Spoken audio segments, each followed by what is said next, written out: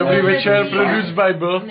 Já jsem dělal Eraserhead a jako to byla taková sračka, že nikdy nechci mít dítě. Podle mě jako ten režisér chtěl, aby jako lidem znázornil, aby lidem znázornil to, že prostě když budou mít dítě, tak to nikdy nebude v pořádku. A jako začíná celý ten film začíná početím nějakého toho dítěte, v úvozovkách dítěte, který prostě není dítě. Pak to pokračuje dál, kdy prostě ta žena není vyspělá k tomu, aby to dítě ochraňovala, aby to dítě prostě vychovala a jako odstěhuje se dál k rodině a proto to dítě zůstane na, jakože na výchovu toho jeho otce.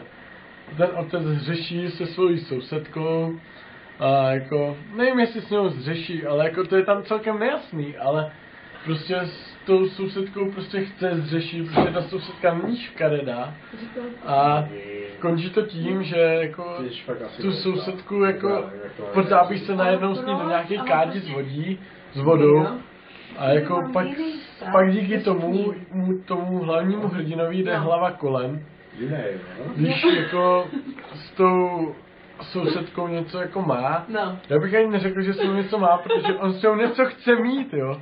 Ale on s tím prostě nic nemá, protože pak ho uvidí, jak jde s nějakým jiným pánem do svého bytu a jakože tomu pánovi, vlastně tomu hlavnímu hrdinovi upadne jeho hlava a ukradnou nějaký borec, který prostě z toho dělá gumí na tušky, takže vlastně ta hlava toho hlavního si připadne něco jako gumování na tušky, jako tak guma na té tušky a podle mě to jako, já nevím, budeš nasrovat. ale prostě to nemá žádný děj, jako, to je prostě ten pán, který, ten hlavní hrdina, ten věří v nějakou prostě ženu, která bydlí za radiátorem. A to je prostě podle něj, je to ideální žena, která má extra velký prostě tváře, nebo takový věci, ale jako zašlapává prostě ty jeho embrya. Špatně to řekni. Ale nikdy ta jeho žena, ta jeho reálná žena nedokáže ovládnout ty embrya. Takže ho musí prostě ovládat, prostě snažit se objevit ty embrya a snažit se prostě ovládat ty embrya, snažit se prostě být vlastně nadvládou nad těma embryema. Můžu si brknout.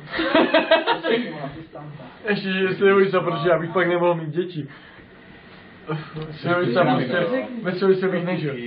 Ale jako, tam celý ten film končí tím, že bych řekl, že ten režisér nechce, aby prostě se ta populace víc rozmnožovala, protože může se dosáhnout se k tomu, jako mít takový škaredý dítě, který dítě prostě bude zabalený do nějakého zmrdanýho, skurvenýho sarkofágu, který pak chce někdo roztrhnout.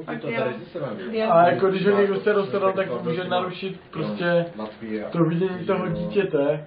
A to dítě může umřít a jako, když prostě zabijete svoje dítě, si myslím, že vám jako ta hlava půjde všude kolem.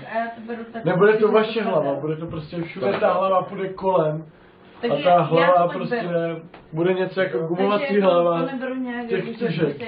Podle mě to je, tady tenhle je námět a podle mě prostě režisér chtěl ukázat, že prostě přelidnění světa není žádná sranda, ale je to prostě, že každý se kříží s každým, bratr se sestrou v uvozovkách, to je v té Číně a tady v těch prdelích. Takže prostě může vzniknout takový humus, jako je tady tohle.